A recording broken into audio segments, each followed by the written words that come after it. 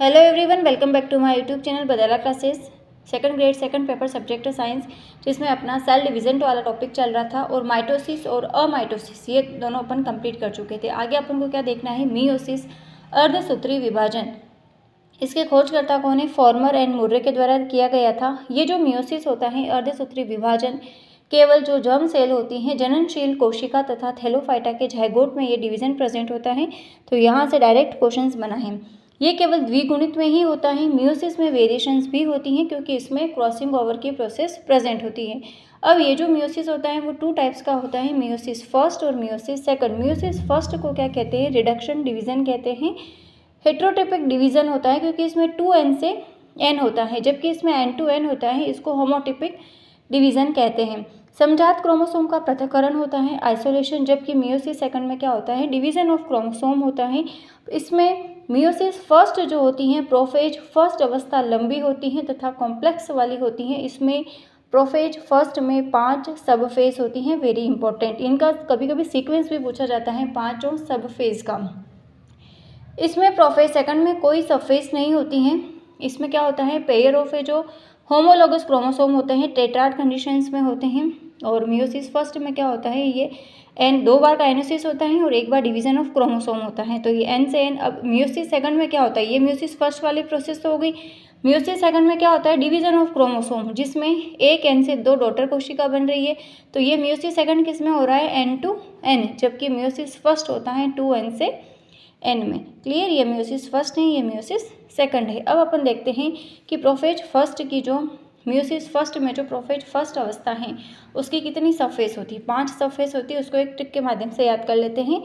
लाल जी पर दुनियादारी, एक लाल जी नामक व्यक्ति हैं, उस पर दुनियादारी हावी है कि व्यवहार वगैरह बहुत रखता है, दुनियादारी बहुत करता है। तो लाल जी पर दुनियादारी, तो लाल जी, लाल ल से होता है लेप्टोटीन, जी से जाइगोटीन, पर से पेकाइटीन, दुनिया दू से डी से डिप्लोटीन, दारी डाइकाइनेसिस।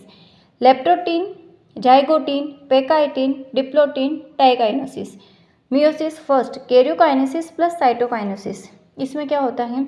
फिर ये प्रोफेज फर्स्ट की जो सब फेज होती है वो सारी कंप्लीट होने के बाद में फिर मेटाफेज फर्स्ट, एनाफेज फर्स्ट और टेलोफेज फर्स्ट। तो प्रोफेज फर्स्ट में जो सबसे लंबी और कॉम्प्लेक्स प्रावस्था होती हैं इसकी 5 सब फेज है। फर्स्ट है लेप्टोटीन। इसमें जो क्रोमोसोम होते हैं सबसे लंबे होते हैं, पतले होते हैं। सभी क्रोमोसोम केंद्रक के अंदर सेंट्रियोल की ओर एक गुलदस्ते नुमा व्यवस्थित होते हैं, गुच्छे के टाइप। गुलदस्ते में जैसे फ्लावर गुच्छे के टाइप में रहते हैं ना, इसलिए इसको गुलदस्ता अवस्था या बकेट स्टेज कहते हैं। ये इसका सेंट्रियोल है, न्यूक्लियस है, और ये गुलदस्ता अवस्था। सेकंड होती है जाइगोटीन। तो समजात क्रोमोसोम होता है उसमें अट्रैक्शन बढ़ता है, आकर्षण बढ़ता है, जिससे क्या होते हैं कि समजात जो क्रोमोसोम होता है उसके पेयर्स बनते हैं, जिसको कहते हैं सिनेप्सिस। तो अपना क्वेश्चन क्या बनता है? सिनेप्सिस की प्रोसेस किसमें प्रेजेंट होती है? जाइगोटीन में। जोड़े दिखाई देते हैं इस प्रकार के, और यह कॉम्प्लेक्स सिनोप्टिमल कॉम्प्लेक्स जो रिकॉम्बिनेशन नोडुल्स का फॉर्मेशन करता है। अपन को जाइगोटीन में ये ध्यान रखना है, सिनेप्सिस और क्रोमोसोम के पेयर्स बनते हैं। फिर थर्ड होती है पेकाइटीन। पेकाइटीन में क्या होता है कि समजात जो क्रोमोसोम है उसमें और अट्रैक्शन इंक्रीज होता है और आकर्षण बढ़ता है, जिससे एक क्रोमोसोम में 2 क्रोमेटिड जो होते हैं वो स्पष्ट रूप से दिखाई देने लगते हैं। एक ही क्रोमोसोम के 2 क्रोमेटिड को अपन क्या कहते हैं? Sister chromatid. ये एक क्रोमोसोम होता है, ये पूरा क्या है? क्रोमेटिड से।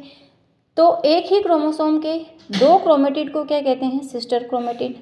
एक ही क्रोमोसोम, ये दूसरा क्रोमोसोम हो गया। तो अलग अलग क्रोमोसोम के जो क्रोमेटिड हैं उसको कहा जाता है नॉन सिस्टर क्रोमेटिड। तो ये टर्म्स अपन को ध्यान में होनी चाहिए। अब इनमें क्या होता है? पेकाइटीन में क्रॉसिंग ओवर जैसी प्रोसेस होती है, और ये जो क्रॉसिंग ओवर होता है पेकाइटीन में प्रेजेंट होता है, हमेशा नॉन सिस्टर क्रोमेटिड में होता है। इस क्रॉसिंग ओवर की खोज की मॉर्गन तथा कोस्टल ने ड्रोसोफिला में। ड्रोसोफिला क्या होती है? क्वीन ऑफ जेनेटिक्स हैं, आनुवंशिकी की रानी। क्रॉसिंग एलिल्स के रिकॉम्बिनेशन के लिए उत्तरदायी होता है, और क्रॉसिंग ओवर के लिए एक एंजाइम उत्तरदायी होता है जिसको कहते हैं एंडोन्यूक्लियस पॉलीमरेज एंजाइम। अब इसके लिए स्ट्रेन तथा होट्टा ने एक तोड़ना और जोड़ना सिद्धांत दिया था। तो क्रॉसिंग ओवर को holiday and white house model से समझ सकते हैं। जैसे ये सिस्टर क्रोमेटिड है, ये नॉन सिस्टर क्रोमेटिड है, तो इसमें रिकॉम्बिनेशन नोडुल्स का फॉर्मेशन होता है, अट्रैक्शन बढ़ता है। तो क्या होता है, काइस्मेटा का फॉर्मेशन होता है। तो अब कुछ पार्ट सिस्टर क्रोमेटिड का नॉन सिस्टर क्रोमेटिड में, कुछ नॉन सिस्टर क्रोमेटिड का सिस्टर क्रोमेटिड में, तो इस प्रकार की कुछ संरचना का फॉर्मेशन होता है जिसको अपन क्या कहते हैं, क्रॉसिंग ओवर। अब ये जो क्रॉसिंग ओवर होता है वो 50% होता है। इस पेकाइटिन में काइस्मेटा बनते तो जरूर है लेकिन इसमें विजिबल नहीं होते हैं। क्लियर। तो क्रॉसिंग ओवर पूछते हैं कि क्रॉसिंग ओवर कौन सी सब फेज में होता है, तो पेकाइटिन फेज में होता है। फिर आता है डिप्लोटिन। काइस्मेटा किसमें बन गए, पेकाइटिन में। डिप्लोटिन में काइस्मेटा दिखाई देते हैं क्योंकि समझात जो क्रोमोसोम है उसमें प्रतिकर्षण प्रारंभ होता है जिसे कहते हैं टर्मिनलाइजेशन।